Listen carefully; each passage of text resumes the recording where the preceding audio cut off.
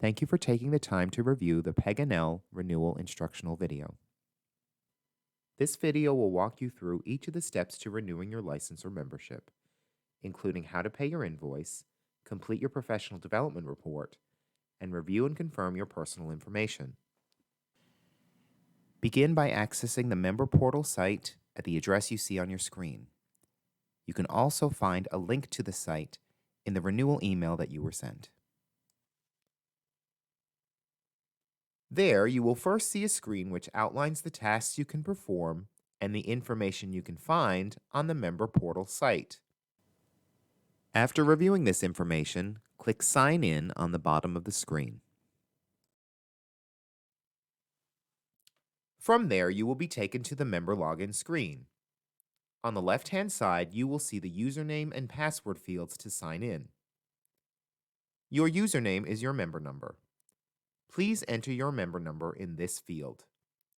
If you don't know your member number, you can find it in the email sent to you by PEG&L about the upcoming renewal.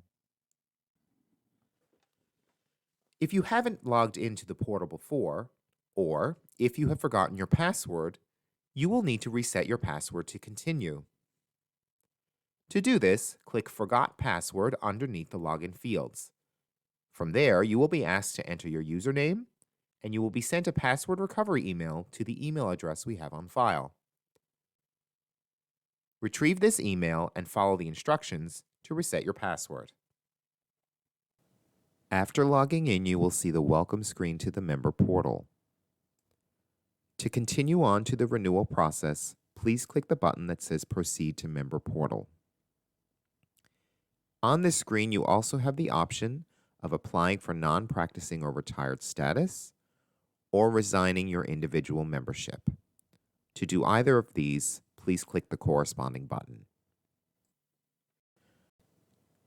After moving on from the welcome screen, you will see the My Profile section of the member portal. To begin the renewal process, click the Start Renewal button on the left-hand side of the page.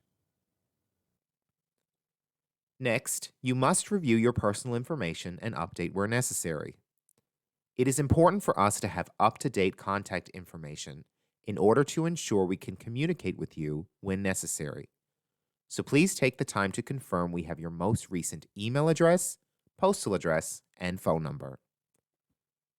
Any field with a red asterisk next to it is required information and must be completed before moving on from this page. Make any necessary adjustments by typing them into the appropriate fields. Once complete, click Submit and Continue to move on to Professional Development Filing. Here you will see the opening screen for Professional Development Filing.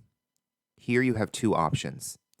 If you would like to start your professional development report, please click the button that says Update and Submit My Professional Development. If, however, you are looking to pay your fees and submit your professional development at a later time, or you are looking to access your invoice to supply to your employer for payment, please click the button that says Pay My Fees Without PD. Please note, both fees and professional development reporting need to be submitted to PEG&L by December 31st in order to avoid your license going into suspension. After clicking the button, you will now see a screen titled PD Submissions, with recent years listed underneath. Choose the corresponding year which you wish to file PD for. Please note, PD needs to be claimed in the year it was completed. Next, you will see a page titled Professional Development Program Report for the year you selected.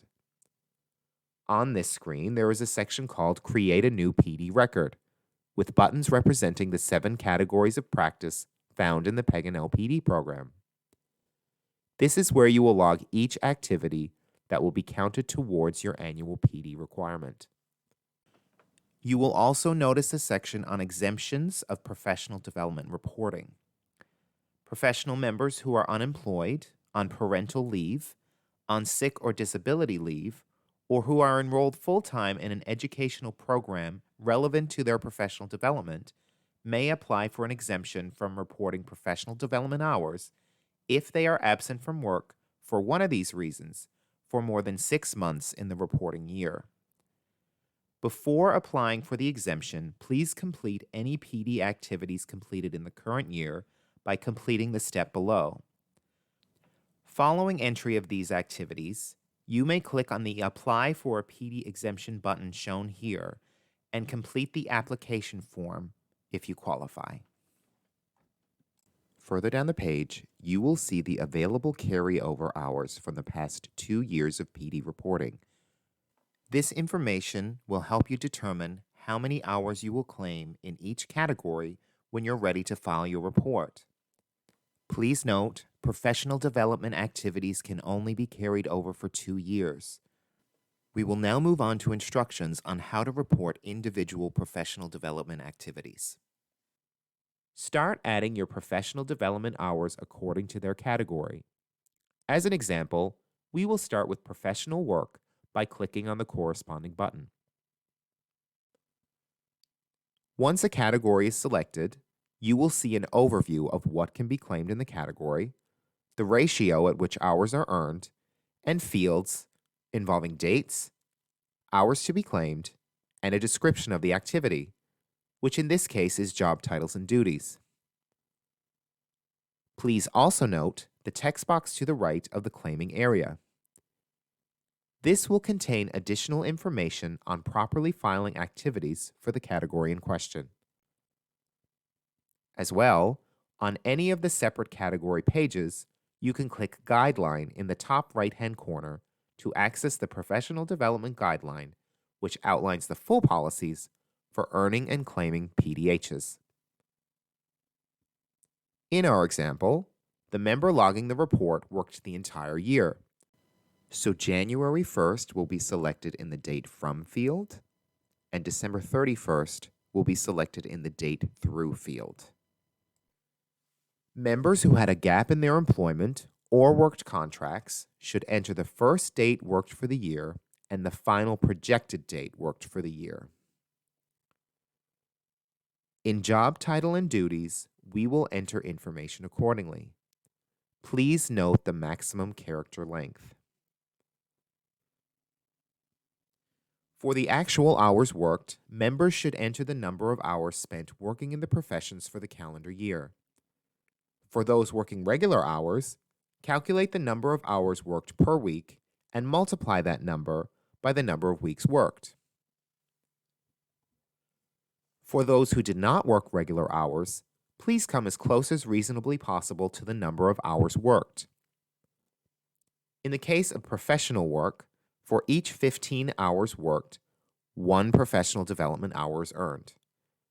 In our example, the member worked 10 hours a week for a total of 520 hours worked.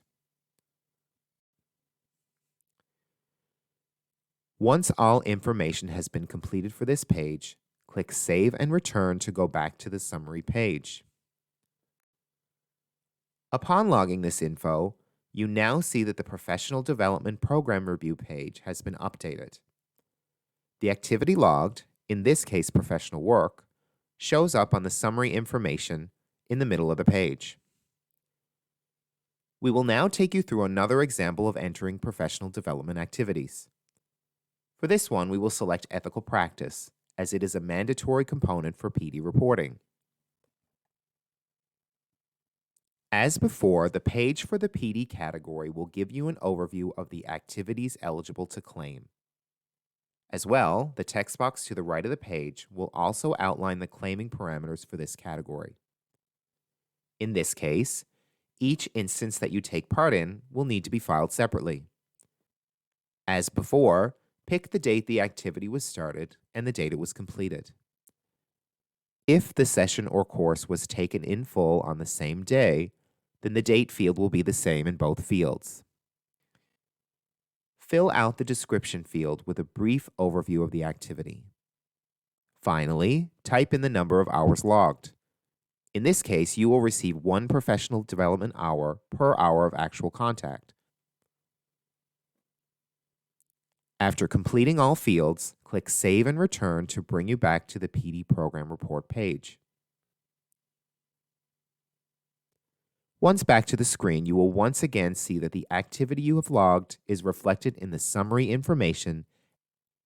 If at any time you have made a mistake or need to edit your PD entries, you can do so from this page.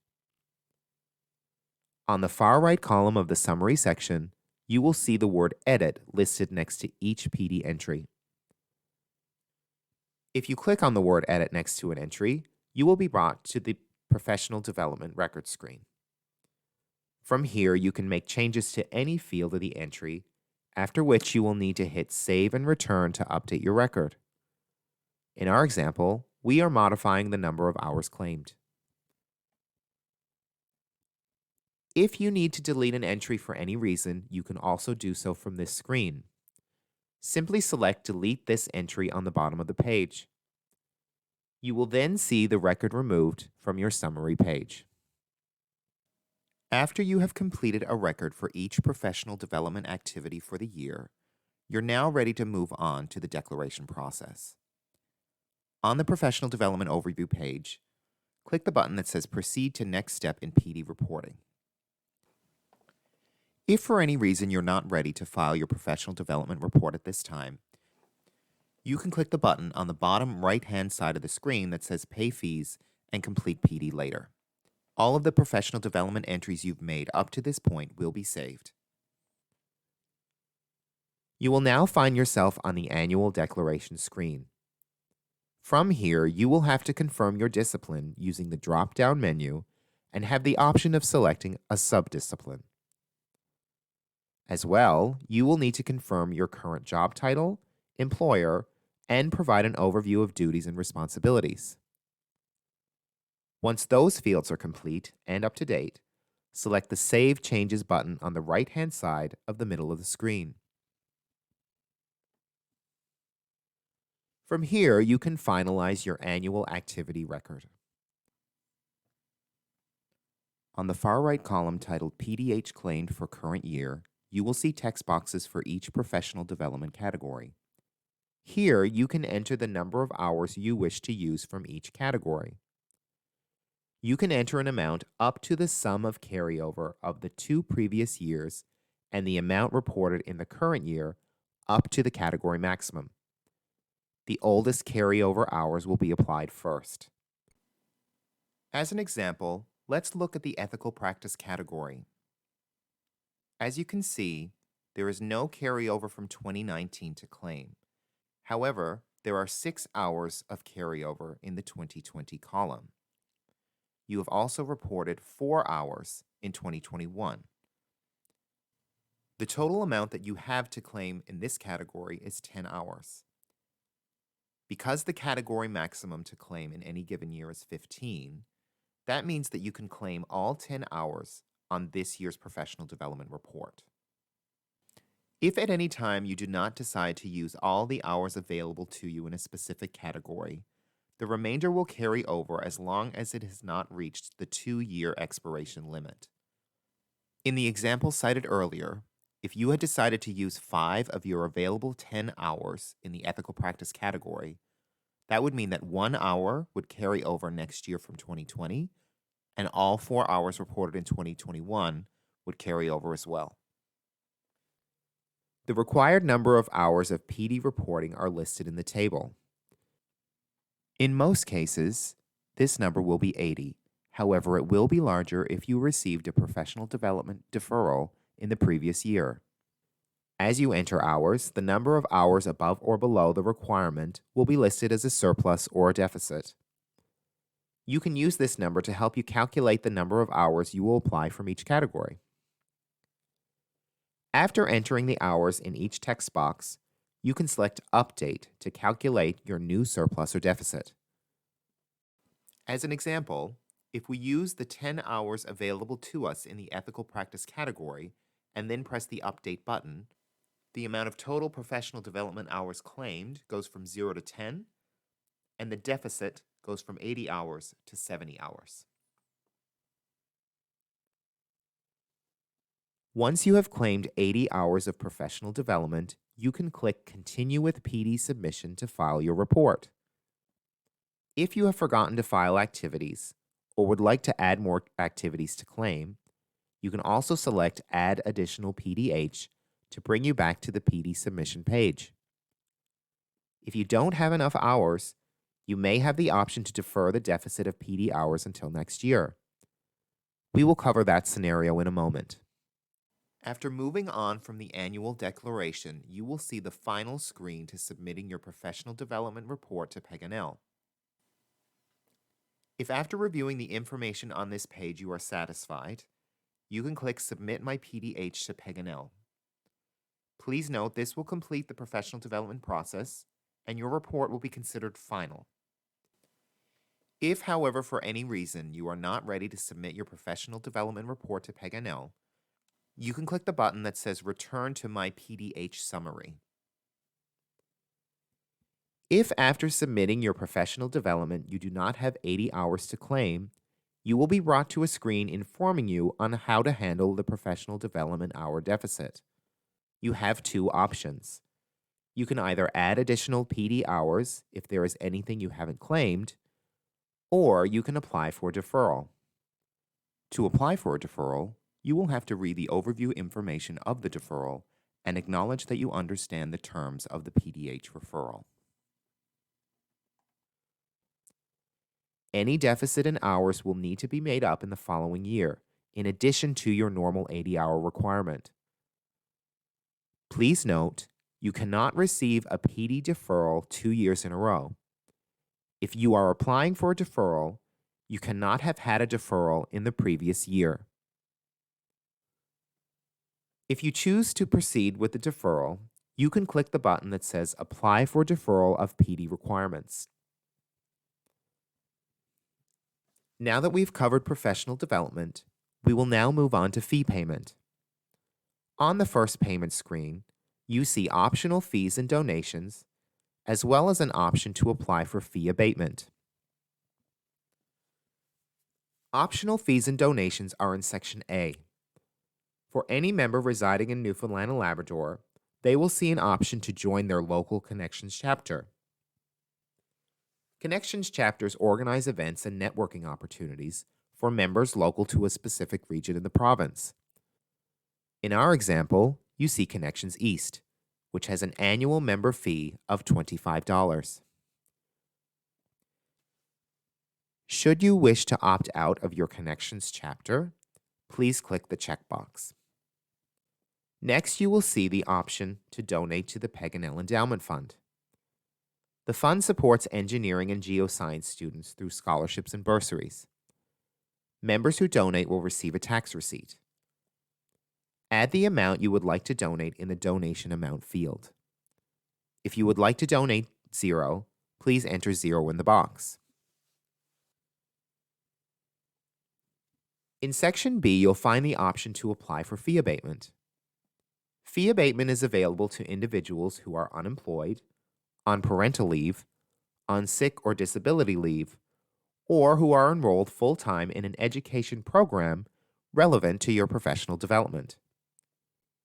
If you are part of one of these categories and wish to apply for fee abatement, follow the prompts to learn more about the abatement process and complete your application. If you are ineligible or do not wish to apply for fee abatement, click Submit and Continue to Fees at the bottom of the page. There, you will see a summary of the payable dues, including any optional fees you have decided to pay. In our example, you can see the dues year, date billed, and total to pay, with line items, license holder dues, Connections East, HST for each of those items, and the endowment fund donation. After reviewing this information, if you are happy with it, click Pay My Renewal Invoice. If you would like to change any applicable information, click Back to Renewal Details. If you or a third party are paying by check, a copy of your invoice must be included with your payment. To access it, click the button marked Invoice. Please note, we can no longer accept payments over the phone. When you move on to pay your renewal invoice, you will see the final payment screen. To complete your payment, supply your credit card information, including card number, name on the card, and expiration date, under the Payment Details section. Once complete, click Submit Order to finalize the payment. After submitting, you will see the confirmation screen, which informs you that a copy of the receipt is being sent to the email address we have on file. If you'd like to send the receipt to another individual, you have the option of doing so near the bottom right-hand corner of the screen by entering the recipient's email address and pressing Send. That finalizes the steps to the Peg&L renewal process. If you have any questions, please let us know.